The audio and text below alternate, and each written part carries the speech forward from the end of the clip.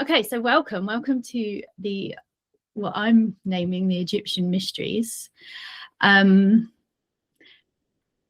really this is a shamanic journey. There will be journeying. Yeah, the beginning part is to set the scene and to give you that understanding or insight into what this container is, what this offering is, and my perspective on the Egyptian mysteries, with the intention of you having your own, because we are all very unique and we will all experience everything very differently. So that's the intro. So welcoming you to the next great round of your life. Okay, the Egyptian mysteries are the great mysteries. The Egyptian mysteries are looking at them from the lens of how the ancient Egyptians did. And one thing that I always observe is the gateways, the doorways, the thresholds. Okay, and as simple as just a new day. So we wake up in the morning, we're entering the mystery of that day. We have a bit of a plan of what that day is going to entail, but many things that unfold in our day are unknown, right? It's quite on a micro scale. And so for me, when you arrive at these temples, you're met with these thresholds. You're met with this moment to pause and say, okay, what is it that I'm intentionally stepping into? Okay, like the first breath and our first thoughts in the morning. What is my day going to be today? And so you could call us the seeker, and there will always be what you could call a dweller at that threshold, who is your, let's say, your guide, your overseer, the soul element of you, a part of you and your spiritual team, the unseen team, that are dwelling at that threshold to help you make that decision of what you're crossing into in your next great mystery. Okay. And so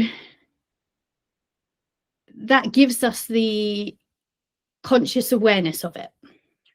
Yeah. So using this kind of waking up in the morning and just those first few moments thinking of what we're going into for our day, we recollect ourselves and our thoughts from our sleep, and then we move into our day with a conscious awareness, don't we? Some of it, like I said, some of it known, some of it unknown. And so take that onto the grander scale. The mysteries are something you're entering into. It's a new journey, a new phase of life, a new job, a new house, a new location, relationship, all of those things that you are giving yourself permission to move into, giving yourself that moment to commit to what needs to drop away, what you're stepping into. Yeah. And like, it's so easy to just see these words on the just to see these words here, but what they do is they set the tone for the path you're creating as you walk through that threshold into the mysteries. Yeah. And this moment, these Egyptian mystery moments, that threshold moment, often comes when there is a knowingness for something more in your life. Something needs to change. Yeah. So really, it's not a great big mystery, but the mystery, is, I don't know, for me, it has a very different meaning, I guess. So just going to bring your attention to this High Priestess card. Okay. And then if I go back one slide, can you see the similarities? Like, imagine she was sitting between the two columns at either side. Yeah. And so the High Priestess, she's somebody pointed this out to me the other day. I can't believe I didn't spot it. But she's on the book, it says it's to do with the toric field. You know, like how the toric field of the heart, the electromagnetic field of the heart. For some reason looks like I've frozen, but I'm just going to hold my pie stone up, which is, can you see that? No, it's paused me, hasn't it? You've frozen. Yeah. Yeah, I don't know why. But my little pie stone, so it's a circular crystal with a hole in the center. It's I'll show you at the end. But it's that toric field, so it's that electromagnetic field around us with that center, that strong pillar in the center that is your energy. And so almost when you are, you know, meeting that threshold moment to enter into the great next mystery of your life, you're met with this kind of, here's the threshold I'm walking through, and the high priestess is like the dweller who sits there and says, are you ready? You know, are you ready do you give yourself permission for this? Are you committed to this? Because it's not necessarily going to be that easy. You know, all the dropping away, everything you're moving into, you got to change a lot here. Are you ready? You know, and so to have that reminder, just that little word on that book, and even the cross on her heart says it, is like, it's not that scary, because this is what's in alignment with your heart. Yeah. So staying in that center, staying where she is, as that, you know, that. And then look, the water, the crescent moon, they look like pomegranates behind her, don't they? And even the number 2 is like 2 columns. And it's like, you know, just again, for me, it's like this reminder that it is a choice to take that first conscious step into something new. Okay. So, the great mysteries of life and of the cosmos are vast and unanswerable. And the purpose of the mysteries is to encourage growth. Yeah, because we don't grow if we stay within our comfort zones, do we? You know, it takes that bravery to step into something unknown, to learn more about who we are. And so there you go. If you end up with more questions instead of the answers you were seeking, then you're on the right track. And, you know, I like to see it as this spiral pathway. Oh, here we go. Look, I'm moving now. Here's my pie stone. Right? Just as the spiral pathway. Because you spiral around when you enter through the mysteries, right? You don't just go on this straight linear path. You, like, imagine you were walking from where it says spiral pathway here. Imagine you were walking, right? So okay, here I am, and I can feel these changes. And then, oh, look, little mind eureka moment. Then, yes, I've done it. That's what I'm going to focus on. And then I'm going to plant a little seed here, and this is going to happen here, and then this, and then this, and this. I'm going to spiral all the way back round. And then, oh, look, I'm passing these things again. But I'm passing them again. They're the same, but I've changed since the last time I was here. So do you see what I mean? It's like you're spiraling and you're changing as you're walking that path. Yeah. Okay.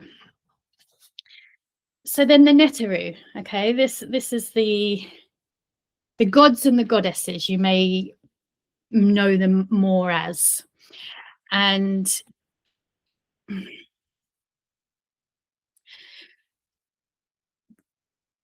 no, I'm not gonna. Right, let's just read what I've written. My mind was going into temple walls and everything there. I'm just gonna stay on track for a moment.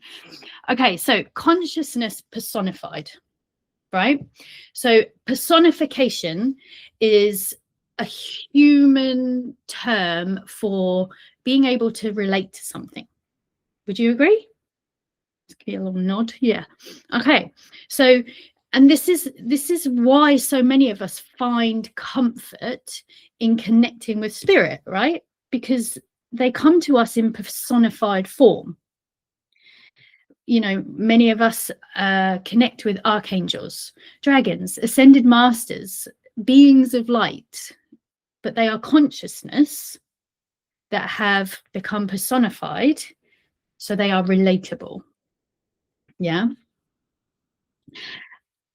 And really, that's exactly what we are, right? We are born of the stars. We were a spark of light, and we came down into these physical bodies that aren't just flesh and bone.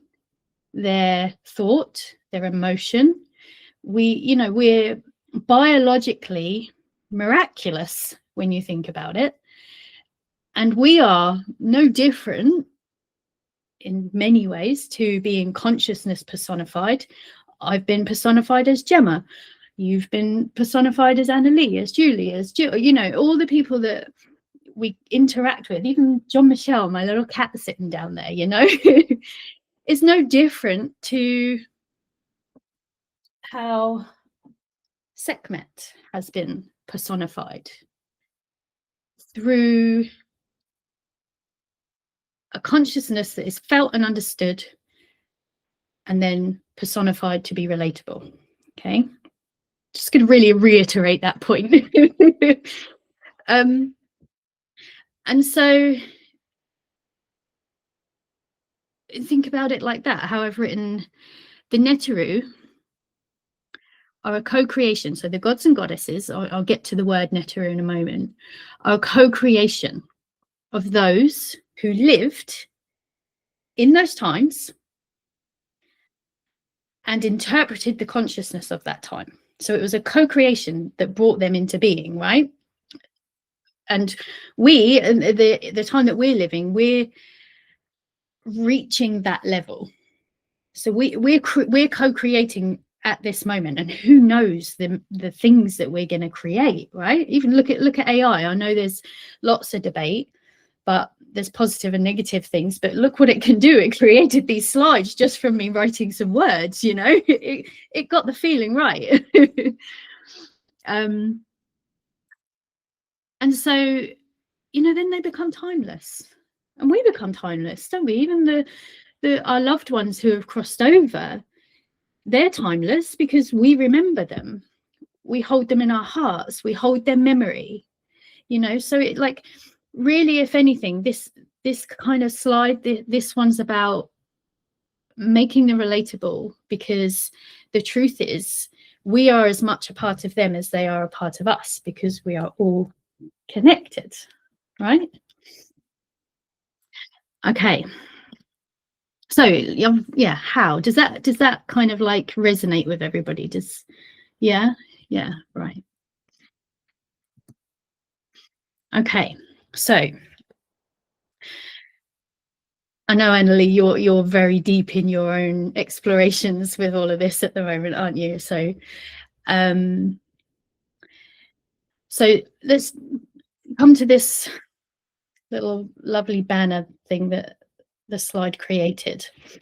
Okay, the word Neteru, again, the family, you could say, of the gods and goddesses of Egypt, of ancient Egypt. The first goddess, let's say, was Neith, okay? But her name was often just used as NT, net, okay? And so the image here, which honestly, I must have been in a real vibe with Gemini when I was making these, because it's even used like a shuttle, like a weaving shuttle in the image. And I hadn't written anything about Neith at this point. And so Neith was seen as this kind of the first feminine energy, let's say. And she was like grandmother spider, if you're aware of like the American native traditions. And she would weave on her shuttle, or the other versions of the way that they would explain that she created was that she would pull the creations from within herself. A bit like, again, the connection to the spider, like the spider spins its web through its silken gossamer, which is stored within itself. Yeah. And so through time, you had the Egyptians, then the Coptics, and this word, which, you know, they kind of probably lost a bit of meaning, that it was Neith, or this web, this like this cosmic electromagnetic field that connecting us all, say, lost its kind of true meaning. But the Coptics and the Egyptians, as time moved on, still used the words Neta for their meaning of the gods. And then nature, you know, over time, that's how this word has been carried on. And so then to bring your kind of attention to the fact that when you see the Neteru, they're displayed with these heads of animals, right? It's just keep it really, really simple, because the names, I might say, might not be correct here because of how much they change with what they're meaning. But so what you have is a shamanic culture, a shamanic belief system, right? And so for me, anything shamanic is nature based. It connects you to nature. It's nature informing us. Okay. And so the animism is the animals, and they're, you know, like the, again, like the Native American way of seeing things is like that. The totems, they have the medicine wheels, and the medicine of the animal informs you. Yeah. And, you know, there are people who have snake medicine, and they're healers, that they, you know, they can draw out poison, those kind of things. Like the person gained their, let's say, their wisdom and their abilities from studying that animal. Does that make sense? Okay, so back here. So here we have, don't know who it is. I'm pretty sure this is Komombo. But we have the Pharaoh, and we have a combination here of, and this is one, like the only one with a human head, right? So it's probably Isis, yet she is also, because she is wearing the crown that has a vulture on it. Can you see here the vulture and the wings coming down at the sides? And then there is the crown with the sun disk or the moon disk. Is, you know, it's probably the most difficult one to connect to, but I just want to bring your attention to her, because we're going to speak about Isis in a little while. But so instead of the head of an animal, she has these crowns, right? You can see that. So there's still a connection to the medicine, the energy, the consciousness that she is holding in this moment. And then here we have Thoth. Okay. And he always has the head of an ibis, sometimes a baboon. And Thoth is wisdom, truth, universal truth, like timelessness in a sense. And so these two standing behind the Pharaoh. And then here we have what looks like Sekhmet, right? With a lion head. But again, I can't see any of the hieroglyphs, so I'm not gonna confirm that. But what we do have here, look, is Horus and Horus. Okay, and there actually are two Horus figures. There's elder Horus and there's the younger Horus. Okay, so elder Horus is my way to explain him is like Horus of the sky. He was the brother of Isis, Osiris, Set, Nephthys, and he decided to stay in the sky. And whereas young Horus, who takes the hero's journey, becomes enlightened like the eagle, the hawk, through his hero's journey, is the son of Isis and Osiris. Okay, so what you're seeing in this image, just to kind of bring together everything I'm trying to explain, you have this human pharaoh who has walked the threshold, made a commitment, dedicated himself to this path of being the, pharaohs weren't leaders, they were the conduits, let's say, right, between spirit and the humans. So in some ways they were the ones that everybody looked to keep that connection between the spirit world, the Neteru, and the earth. And so that's both ways, right? They use the word dominion, and I personally feel that word's been distorted. Like I believe anyway, like I'd love to hear anyone else's opinion. Like that word dominion in our day and age gives a sense of you are ruling over something, you're above something. Whereas in this day, the dominion was you were the conduit, you were the guardian, right? You were the one that was trusted to communicate between those realms, those dimensions. And so this kind of scene is kind of showing how these personified consciousness of the Neteru, so you've got Thoth with his wisdom, Isis, who she's an embodiment, right, of the above and the below. So she's kind of giving him the ability to be the one with the dominion to communicate between the worlds, right? And again, I've got a feeling this isn't Sekhmet. Do you remember when we were there, Annalie? Gigi was talking about the lion-headed one at Komombo, and I'm pretty sure she was calling her Isis. So that's why I'm not going to, without my research, I'm not going to go there. But which would mean, who's this? But just for the, I just love this. I love this relief. It's one of my favorites. So I wanted to use it.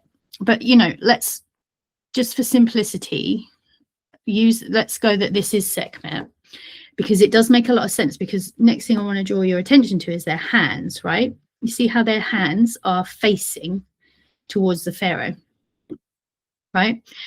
And you do notice in some that their hands will be facing away.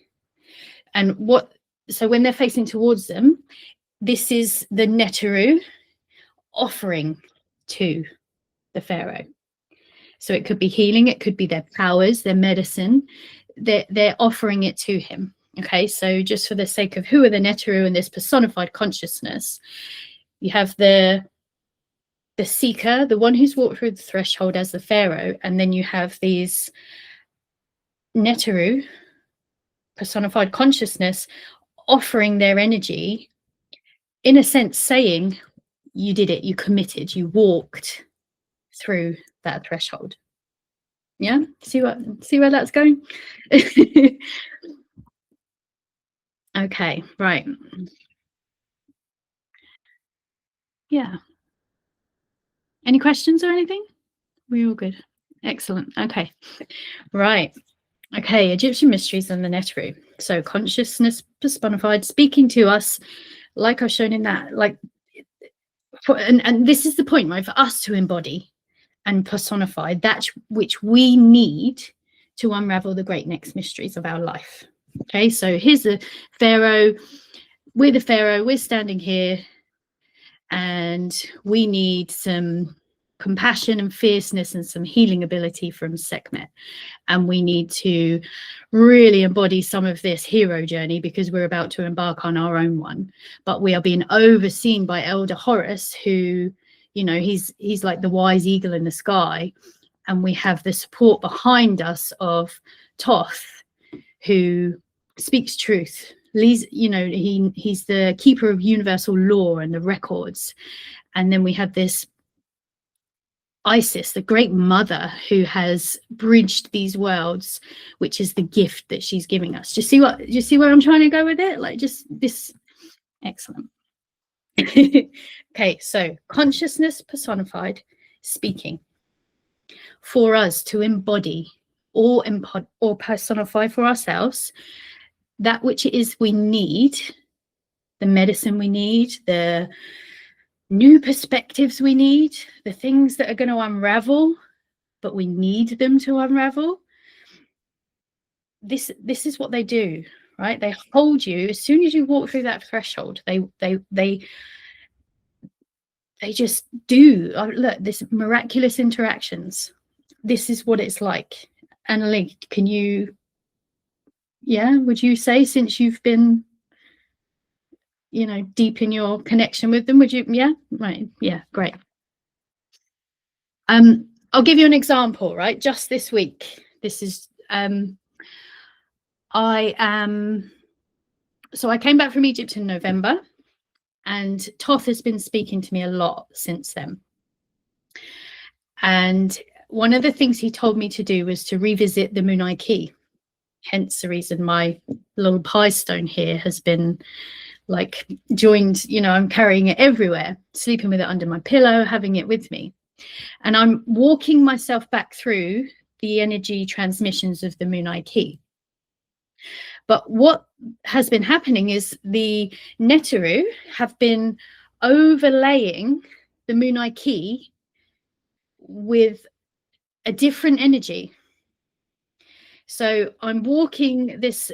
So the Moonai Key are energy rights. They're from the Peruvian shamans, well, South American, and they were brought to the West by Alberto Villoldo. And there's the healer's right, protection rights, seer's right, and what you're doing is you're connecting with the lineage of these rights, the energy lineages of these rights. And I'm being shown through Toth and Sekhmet this overlay. And what it's showing is the similarities between two very ancient civilizations.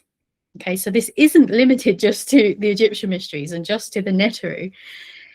They are just, for me, a very easy system to understand. Yeah.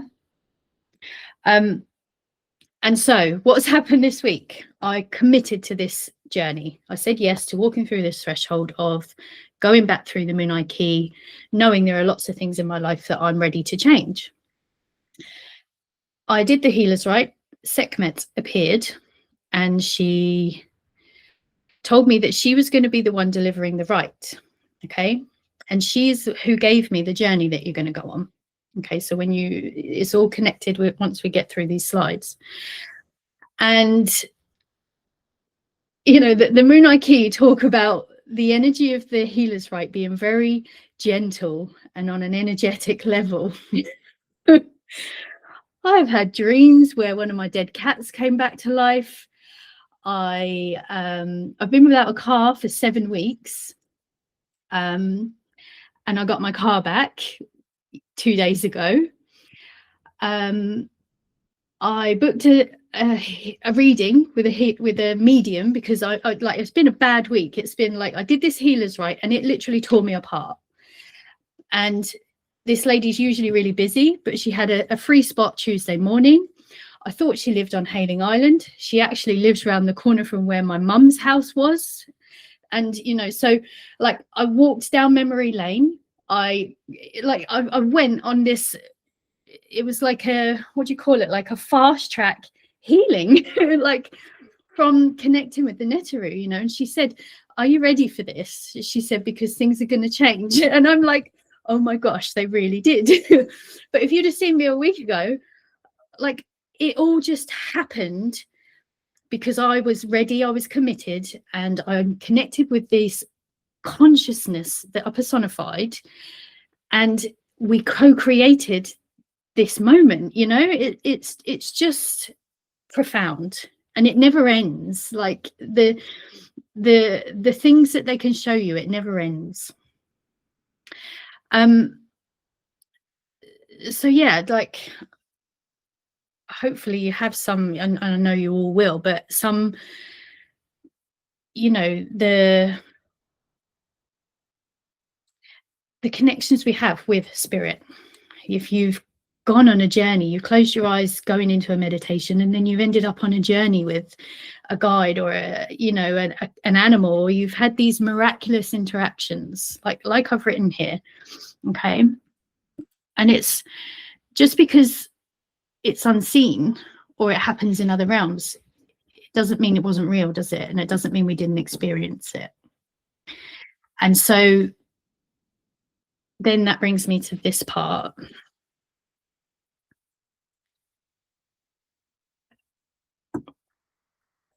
Okay, so this is what we are here for, right? We're here to live and experience. And so sitting and just talking isn't ever going to enter us into any kind of mystery and growth and learning of life. It's going through it. It's the experience. And so that's what the journey element of this, that's what we're moving into now, is about. We're going to connect with them and have an experience. Yeah. Okay. All good. Right.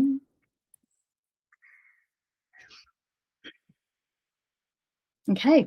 So interaction changes us. Experience changes us. Yeah. On a physical level as well.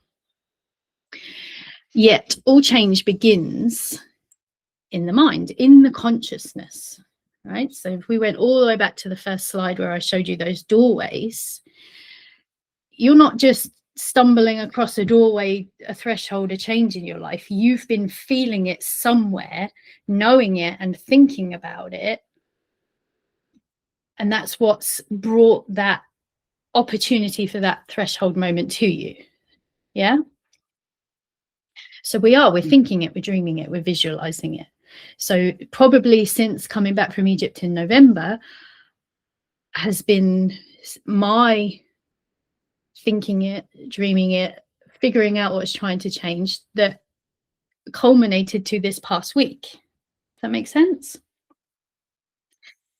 And so then that's, you know, that's the messy part. This is the mystery part, is bringing it from that divine energetic place into our physical reality. Yeah. And that's experience. That's, so really mysteries are just experience in a sense. Okay. And so that's the job. We have to make it manifest, birth it into our physical reality. And then think of the butterfly, think of the natural world, think of the frogs in, like, you know, it's always this time of year, my pond, I walk through the garden and the water's moving because they're starting to get ready to mate and lay their eggs, you know, the frog spawn. It all starts as something completely different, doesn't it? And then we have to go through this metamorphosis, these phases and stages of change and sometimes discomfort to arrive at the dreamed changes. And the dreamed changes are this part, what we were dreaming into being. Yeah. And I love as well here that Gemini has brought Kefra, and these eggs, these like cracked open eggs. It's like, it's very clever how it's must be doing its job looking through all of my work. That's all I can say. So just to touch on this, so Kefra, this is a good example of the animism, the Neteru, and then the personified being. Kefra is, if you split the name up, Kepa and Ra, he's an androgynous figure, but mostly associated as masculine. But it's the morning sun. It's the new birth, the new beginning. Okay, and how this concept was birthed was that the dung beetle would be seen to be pushing its ball of dung, carrying the eggs. So new life in a ball of poop. So new life creating itself from something old. And the dung beetle, and it was always the male dung beetle looking after the eggs, pushing it, you know, from east to west, supposedly on like the sun, like the horizon. So the beetle was always connected to that element of Ra, the sun, the ever-pervading light of spirit in its morning form. So this new dawn beginning. Yeah. So if you connect with Kefra, there are two main kind of things, and it's that new beginning, and it's the cycles of change, the spiraling cycles of change. Okay.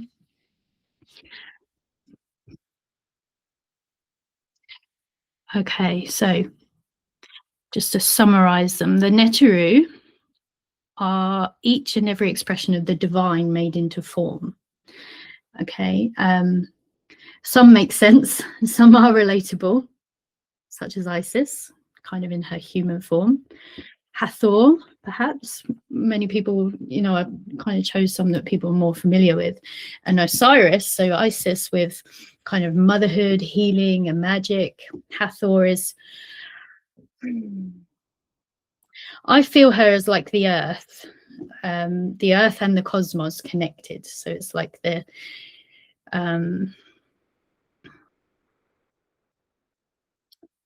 I never have words with Hathor. It's so funny. It's like I can feel it and I can hear it and they just won't come out. It's so interesting. And then Osiris, more kind of well known as like being this lord of the underworld, where really his story is way more than that. That's for another Egyptian mysteries session, I'm afraid.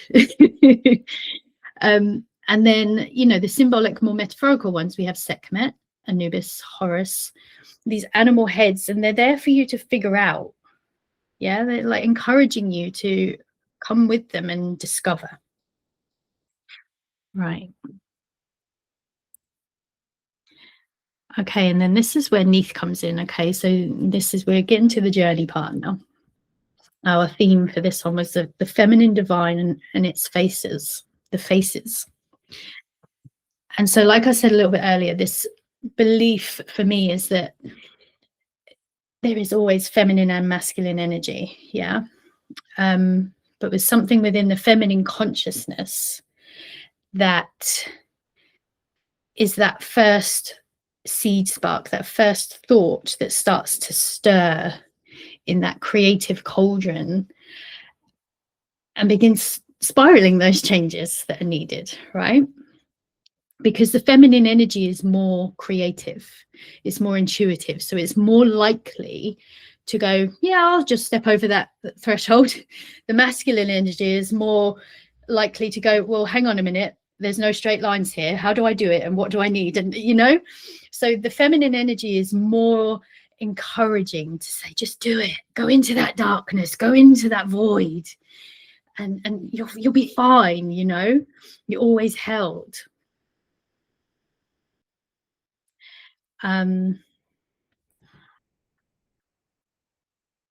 Yeah, so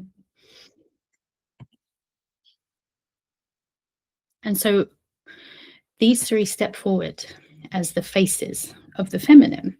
Okay, so Sekhmet makes sense now why she stepped forward after the week I've had with her. You know, one of the things she said to me in this past week was, I'm here to help you get out of this destructive place you've taken yourself to. You know, and it doesn't mean that our whole lives need to be crumbling for us to feel or end up feeling in a bit of a destructive place. You know, like for me, it was literally, I was put somewhere and it was like I couldn't move, my car being taken away. Then I bought another car which broke down.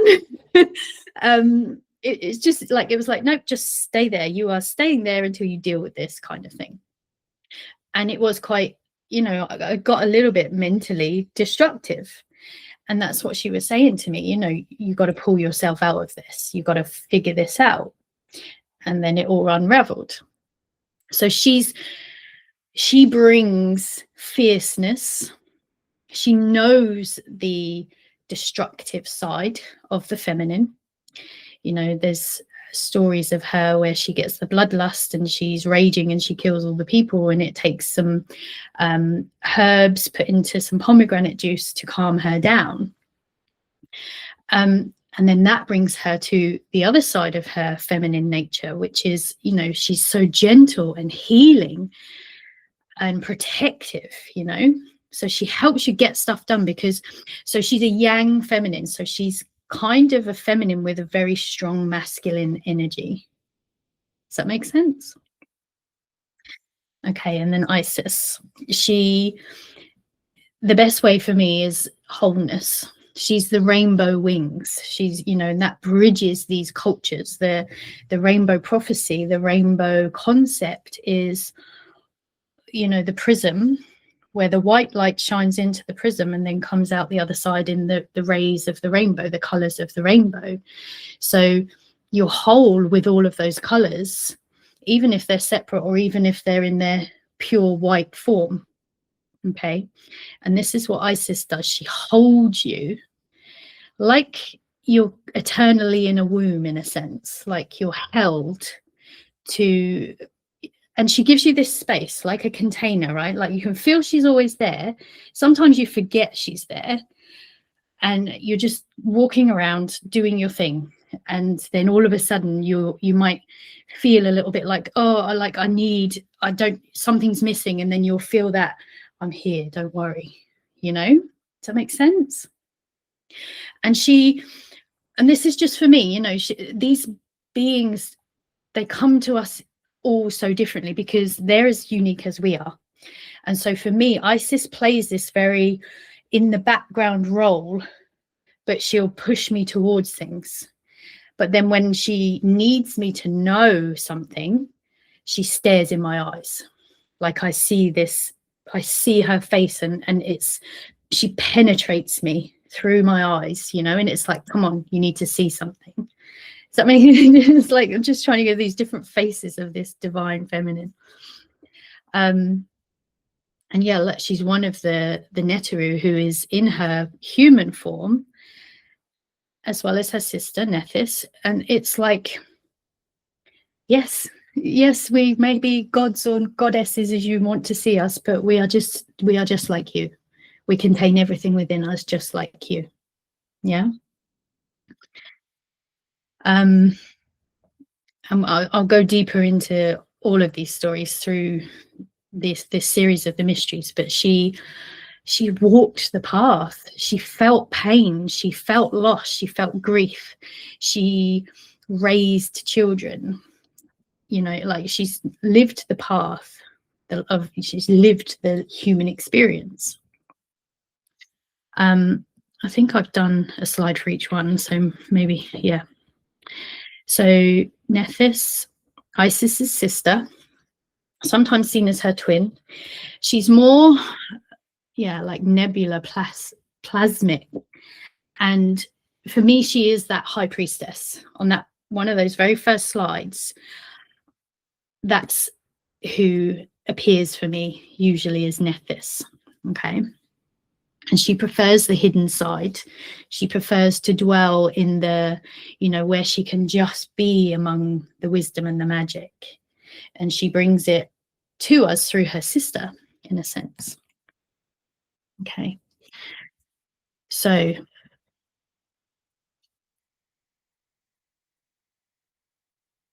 right, a little bit more of Sekhmet. So protector of Ma'at. So Ma'at is the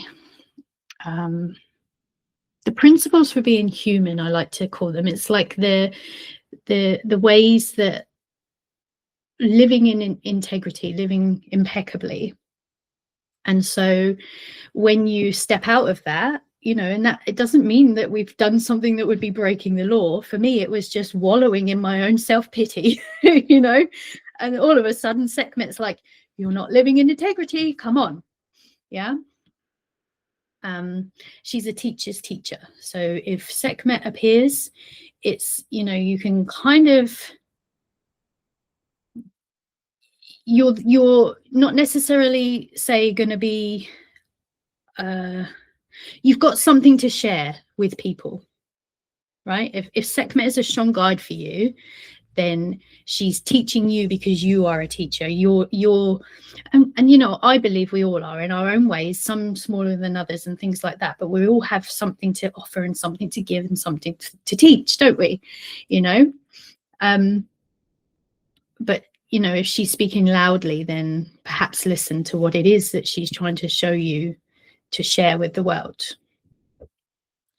And likely that will be some kind of healing modality, some kind of, you know, even if it's like being a nurse or a carer or volunteering, you know, it will be using your healing energies for the greater good.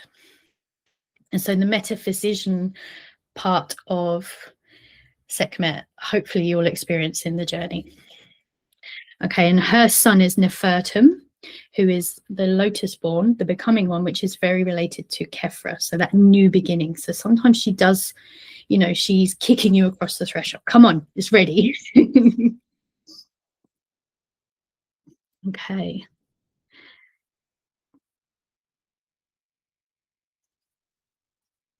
Right, so yeah, I shared most of this with the other one, but I'll just let you read all of this.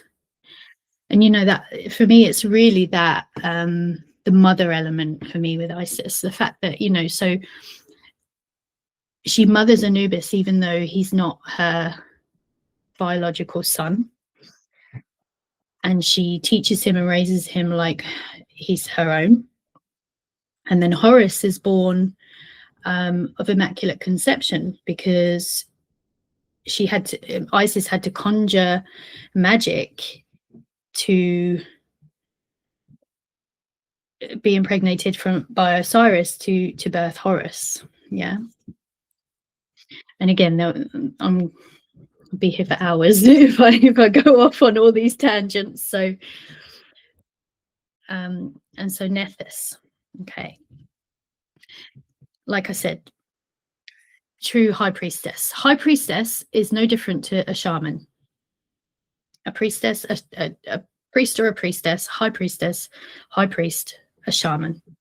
They can commune with the natural world, the universe, the cosmos, and they can do so and have the ability to be the conduit to bring that into this reality for us to be supported in our mysteries and experiences.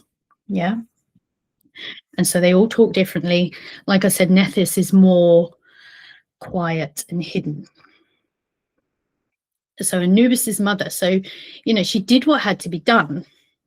Her story plays her out to be this kind of, you know, the infidel or whatever. She lured Osiris, tricked him into believing she was Isis, and birthed Anubis, who is actually Osiris's son. Yeah, you know, maybe the cosmos was telling her this child needs to be born. This child needs to be born of these experiences, because there are so many people to come who will have the same kind of path as him. They need a way shower. Yeah. And so for me, she's very esoteric, and she's very useful with the mysteries of life because she is the hidden in plain sight. Yeah, so she's like the esoteric nature of the feminine. And you know, it's more like whispers and very just the word plasmic, like this sums it up. She stayed in the womb of the sky goddess Nut for one more night to be closer, to absorb the energies of the cosmic womb for longer. Yeah, she just prefers those ceremonial spaces. And I can really relate to that. Since I've been on this path, I wish that every day I could just stay in this room, drink cacao all day, close my eyes, connect, you know, it's like, so I can really relate to that. But no, life's got to go on. Okay. And then the cosmic womb. Okay, so this is the place now that we're going to enter into the journeying. And the cosmic womb is kind of, you could see it as the portal, the space of the mysteries, where everything is spiraling, where you can go and you can receive all of the answers and all of the questions. Yeah. Okay. So any questions or anything? Are you all good? Okay, right. Let's grab my diary of the journey. Okay, so I encourage you now to get very comfortable.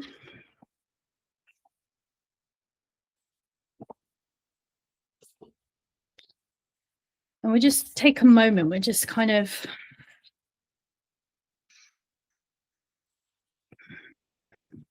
close your eyes for a moment. And let all those words, all the information that's floated, that's been shared, be the intelligence in the space that surrounds you.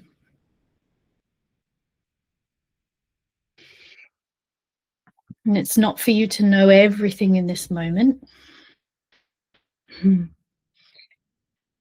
but more to trust that what has met you here today has done so to support you, and that you will remember everything that you need that's been shared.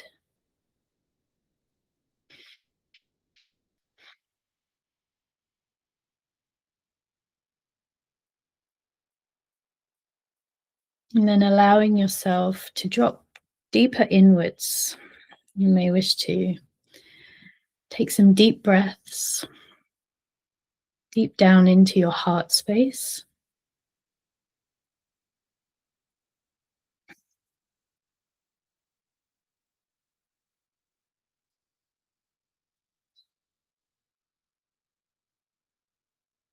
And as you are settling in, feel yourself being called to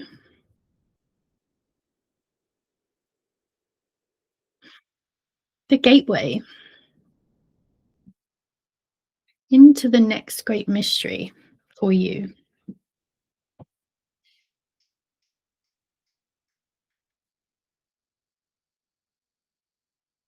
And see how the gateway appears.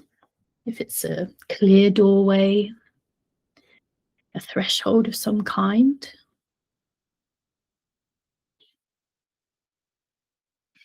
Maybe it's just simply words and sounds and colors.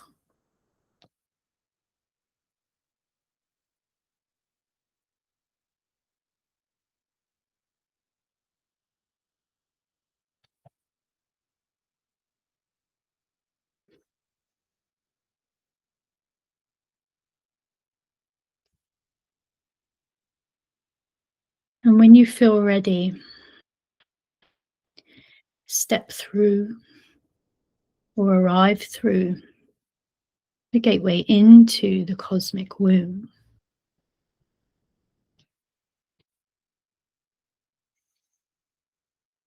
And see how this appears for you.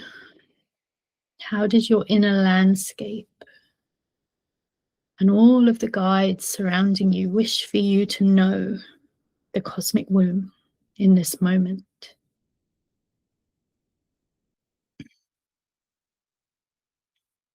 The velvety, silky nothingness. Stars floating.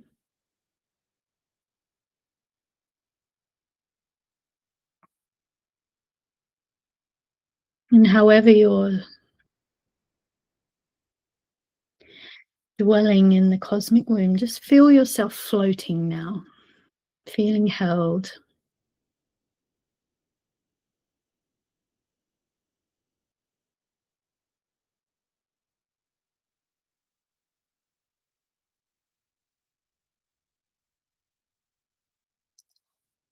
And Sekhmet Her presence becomes palpable.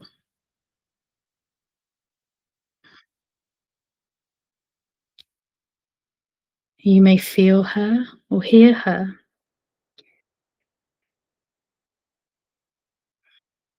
And she begins to run towards you. She's gaining on you in a pure lioness form.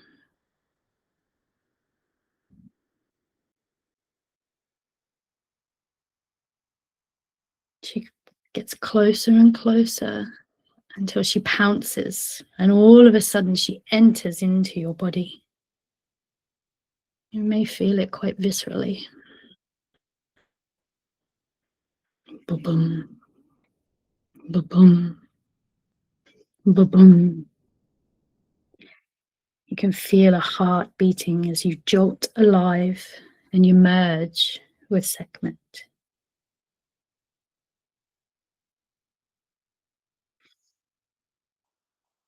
Breathing into the merging.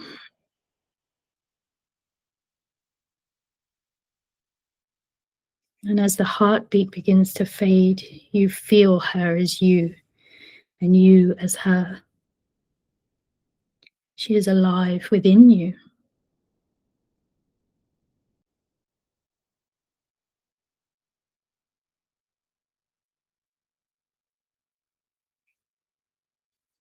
Just take a moment to travel with her. See where she takes you, where your feet land.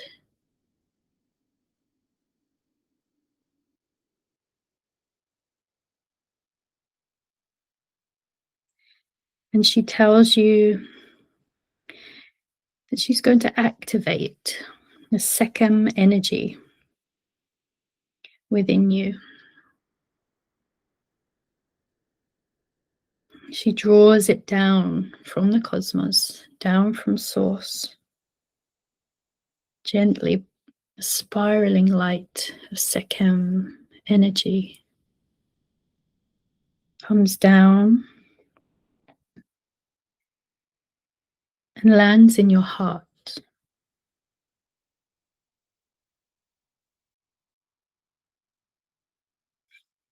And you feel it dancing within your heart space.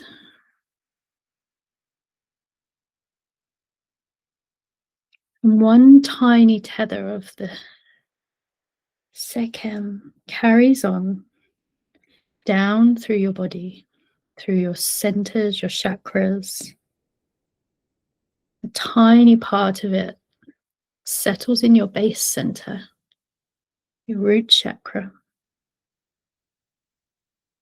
And another part of it carries on down your legs, into your feet, until it touches the earth.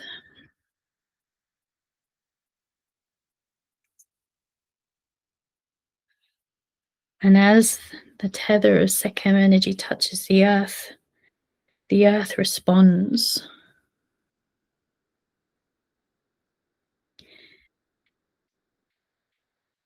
You can feel a rumbling below your feet, below your body, as the earth responds and sends forth its own aspect of the Sekhmet energy. So now the Sekhmet has called its earthly version to rise. And you can gently feel it coming up through the earth until it touches your feet and it gently moves through you. Taking a breath, feeling that connection.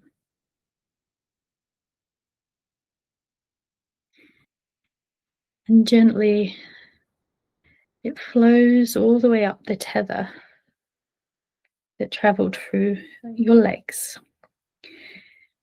And it connects back in at the base. And then it takes a path like the Kundalini energy, spiraling up your chakra column until it comes to your heart and it meets the Sekhmet that came down from the cosmos. Just take a moment here to take in that connection with the heaven and the earth.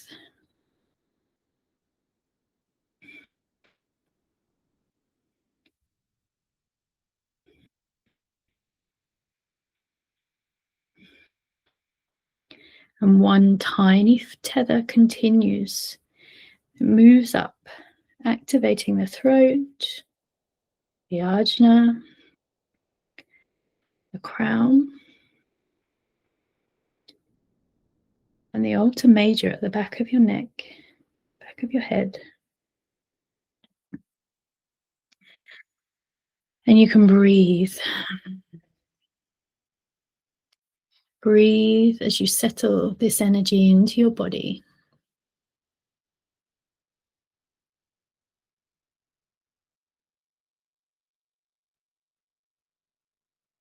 Bringing you into oneness, into wholeness.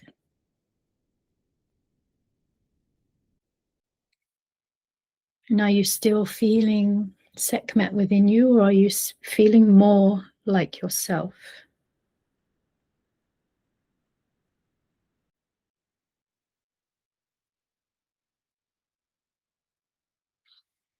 And now the energy from your heart begins to travel down your arms until your hands feel alive with warmth.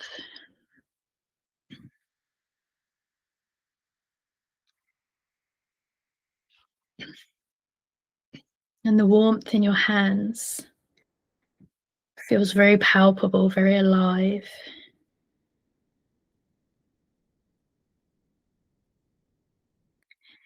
And you realize that through receiving this energy in deep communion with Sekhmet, some healing powers have awoken within your hands. You place your hands upon your lower abdomen, your womb space.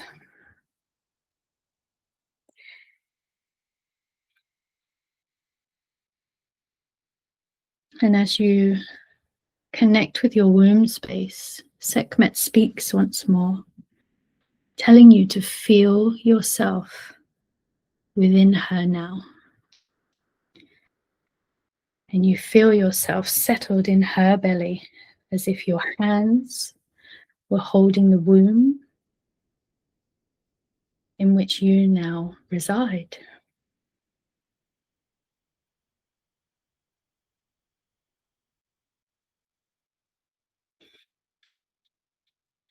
What does it feel like to now be within the womb of Sekhmet?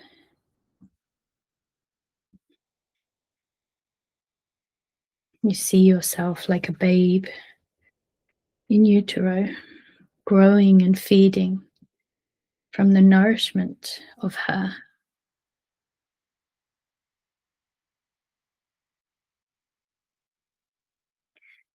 Feel and connect with the nourishment and the medicine of Sekhmet. What is she feeding you as you grow within the womb?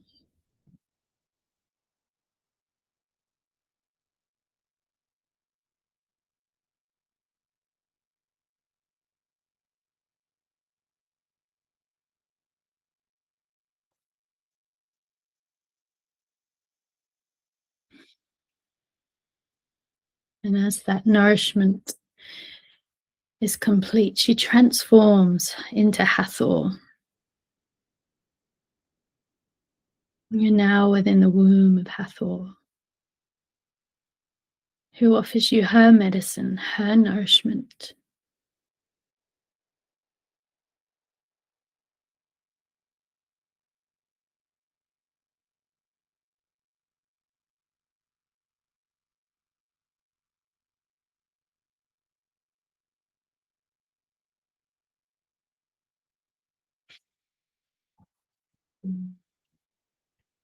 And gently, Hathor now transforms into Isis. And again, you feed from her, from the mother, within the womb. What does Isis have to offer you? Her medicine, her nourishment.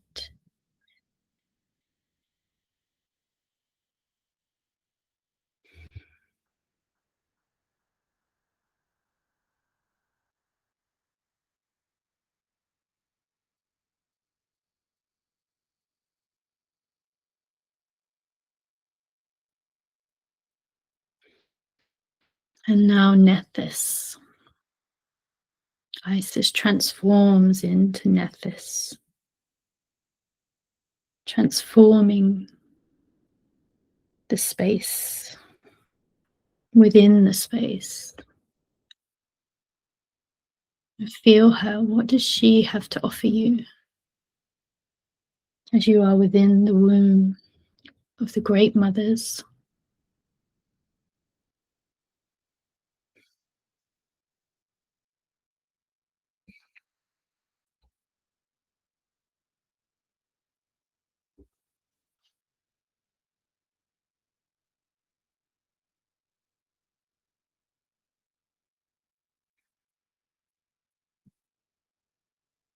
And then all of a sudden, Sekhmet is your mother once more.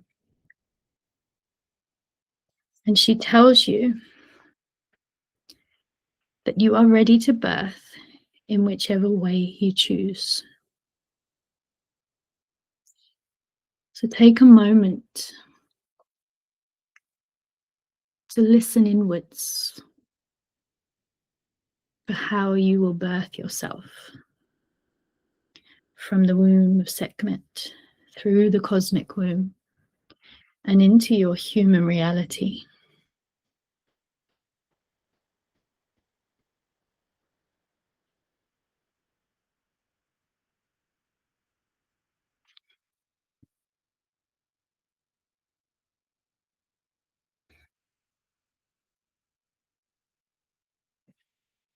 And before you open your eyes, can you turn your next steps, your next birth into a mantra, into a simple phrase that you can come back to remind yourself?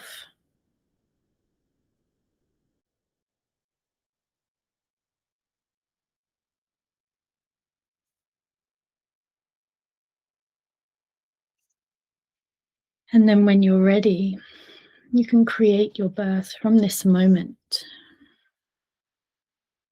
coming back into the space, opening your eyes when you're ready.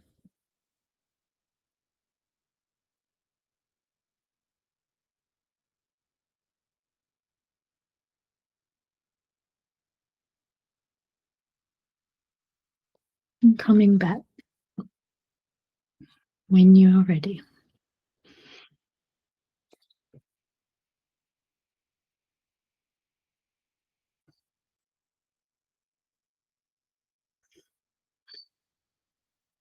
And so you may wish to journal. You may wish to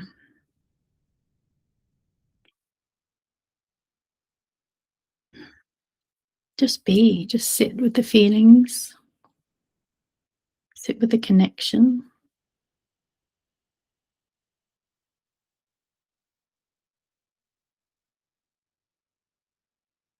And just take some time to, in your own way, come back to this moment and offer your gratitude to Sekhmet through your journaling. It doesn't have to be right now. That's the beauty of how the Neteru teach us, is that experience you've just been on will be right there the next time you close your eyes if you need to return to it.